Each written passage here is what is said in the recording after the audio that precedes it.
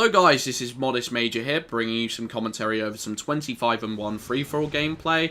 It could have been a flawless gameplay, and unfortunately I screwed up and got killed by a needler, which is pretty depressing. At least it wasn't a sticky grenade, but still, needlers frustrate me beyond all recognition, because it's one of these weapons that I'm absolutely awful with, but everyone else seems to be able to destroy with. And some people even call it overpowered on this game, but for some reason, I just can't use them. I'm awful with them, and I never pick them up in gameplays as a result because I feel like they can be quite unreliable, and they often cost me deaths, which is not good. But I feel like the main reason I was able to pull off this gameplay was just because of the power weapon control that I was able to maintain.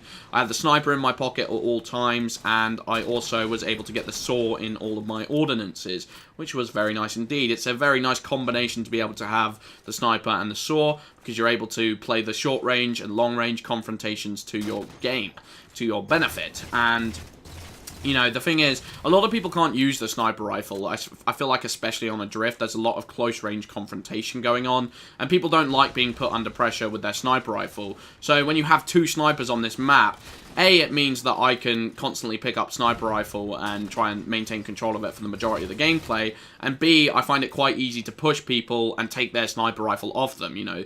Other people using snipers, unless they're really good players, they're not usually a danger to me, because if you put a lot of pressure on them and play as aggressive as someone like me does, I can usually take it off them fairly quickly.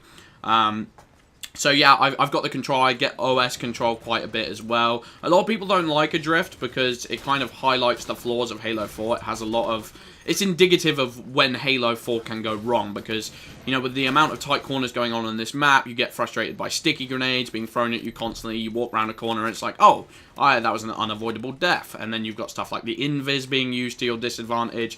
And it just feels like Adrift is something where a lot of unavoidable instances can happen. And I understand that. I still really like the map, though, and I feel like it works really well on CTF and Free for all. Those are my favourite modes to play the map on. It was actually the first map that I ever played Halo 4 on, so I kind of feel like I have this instinctual desire to defend this map and be like, it's not that bad, guys, come on, it's pretty cool, actually. And they're like, shut up, Major, you don't know anything. I don't know. So anyway, like, it's weird, this gameplay, because I had just made a new account going by the name of Major and Marzipans. I'm going to put that in the description so that you can add me on that gamertag if you want to play with me. I'll be playing for a month on it. I might not be playing quite as much as I usually do because GTA 5 is out this month. I'm actually taking a week off work to play that game. That's how excited I am. Because, truth be told, GTA 5 I feel like could be one of my favourite games ever. Because it just looks absolutely amazing. It looks mind-blowing. It looks like the GTA game that I've been waiting for a very long time.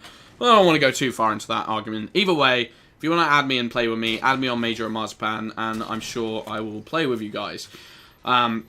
So, I was playing on this new account, and on my preferences, I'd forgotten to take off Rumble, and I also forgot to turn off Toggle Crouch, turn on Toggle Crouch, sorry, and I didn't have an armor ability selected, so that was kind of going against me going into this gameplay, and I feel like, as a result, I didn't really feel the pressure of going for a gameplay at the beginning, because I just kind of assumed, it's not going to happen, I'm not going to get a gameplay, I haven't even chosen my settings, it's my first game on, I've just finished work, and I assumed I would be playing really sloppy and stupid, but I feel like because I didn't have that added pressure on me, I was able to play a lot more consistently.